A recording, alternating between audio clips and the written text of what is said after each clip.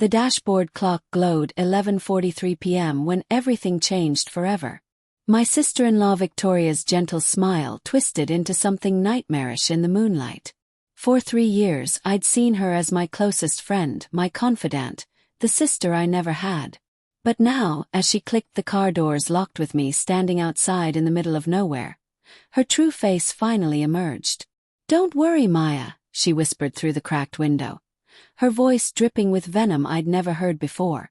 "The wolves are really active this time of year. They'll make it look natural." The engine roared to life, and her silver sedan disappeared into the darkness, leaving me alone in the Colorado wilderness with nothing but the clothes on my back and the devastating realization that my entire life had been a lie. My name is Maya Chin. I'm 28 years old, and I'm about to tell you how I survived a betrayal so twisted, it nearly destroyed me, and how I made sure justice was served in the most unexpected way possible. I should have seen the signs. Victoria had always been too interested in my family's tech empire, too eager to hear about my trust fund, too quick to volunteer help with my financial decisions. When I inherited my grandmother's $2.3 million estate at 25, Victoria was the first to celebrate with me. She helped me invest, helped me plan, helped me trust her completely. What I didn't know was that Victoria had been systematically draining my accounts for 2 years. As my financial advisor, a position I'd given her out of love and trust, she had access to everything. The vacations she couldn't afford on her teacher's salary, funded by my money. The designer clothes, the new car, the down payment on her dream house. All stolen from me while she played the role of devoted sister-in-law. But money wasn't enough for Victoria. She wanted it all. And the only way to get my entire inheritance was if I disappeared permanently. Her plan was methodical, calculated, and almost perfect. She'd researched the remote hiking trail for months, studying wildlife patterns and weather conditions. She knew that mountain lions had been spotted in the area recently. She knew that cell service was non-existent for miles. She even timed it perfectly. My husband David was out of town on business, and no one would expect to hear from me for days. The temperature was dropping fast, and I could hear something moving through the trees. My breath formed visible clouds as panic threatened to overwhelm me. But Victoria had underestimated one crucial thing about me. My father didn't build a tech empire by being unprepared, and he'd raised me the same way. The smartwatch on my wrist wasn't just any fitness tracker. It was a prototype from our company with military-grade GPS and satellite communication capabilities. Even without cell towers, I could send an emergency signal to our private security team. But I had something even more valuable. I'd been recording our entire conversation. You see, Victoria's invitation that evening had felt strange. Too enthusiastic, too sudden.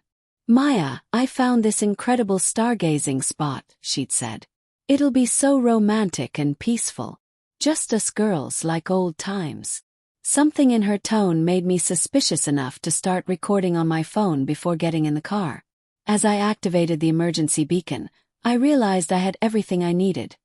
GPS coordinates, timestamps, and most importantly, a crystal-clear recording of Victoria confessing to attempted murder.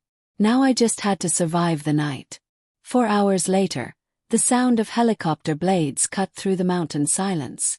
My father's security team had tracked my beacon to the exact coordinates. As the rescue helicopter landed, floodlights illuminating the wilderness around me, I wasn't just being saved.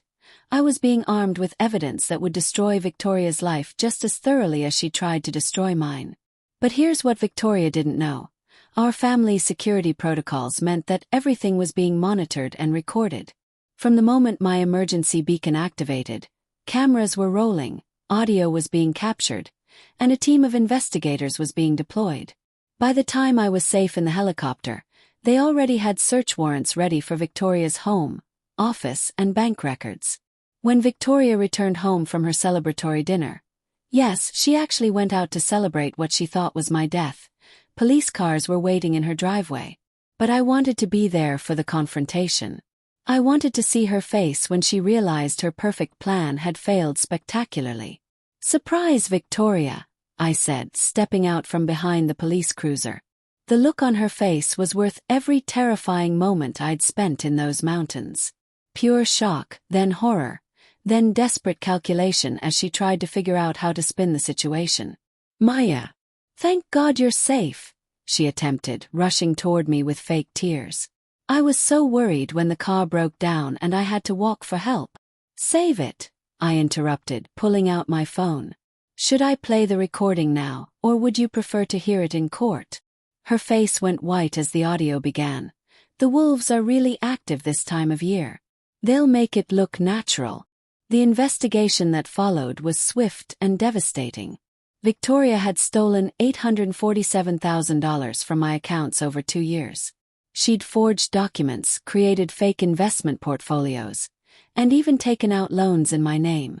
But the attempted murder charge, that was the cherry on top of her destruction. Here's where the story gets really satisfying. Victoria's arrest became a media sensation.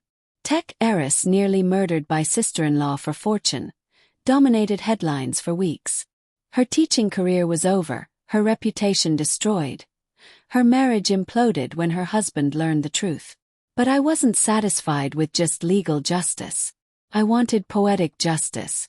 Using my family's resources and connections, I quietly purchased the mortgage on Victoria's dream house, the one she'd bought with my stolen money. When she was released on bail, she found an eviction notice waiting for her. The new owner, a shell company I'd created. Her car, repossessed when investigators froze her fraudulent loans. Her savings, seized as evidence. Her social circle, gone once the news broke about her crimes. Victoria went from living my stolen life to having absolutely nothing in the span of 72 hours. Victoria was sentenced to 8 years in prison for attempted murder and financial fraud. But the real punishment was losing everything she'd worked so hard to steal. I recovered most of my money, plus interest and damages. The house she'd bought with my funds. I turned it into a safe house for victims of financial fraud and domestic abuse. 6 months later, I received a letter from Victoria in prison. She begged for forgiveness, claimed she'd been desperate, insisted she never meant to hurt me. I wrote back with just 5 words. "The wolves are really active here." You see, surviving isn't just about making it through the night. It's about making sure the person who tried to destroy you faces the consequences of their actions. Victoria thought she could erase me from existence and steal my life. Instead, she erased herself and gave me the most powerful story of justice I could ever imagine. The mountains where she left me to die. I bought that land and turned it into a meditation retreat. Every sunrise I watch from that spot reminds me that no matter how dark the night gets, morning always comes. And sometimes it brings the sweetest revenge of all: truth, justice, and the complete destruction of those who underestimated your strength. That's the power of survival, and the beauty of making sure evil never goes unpunished.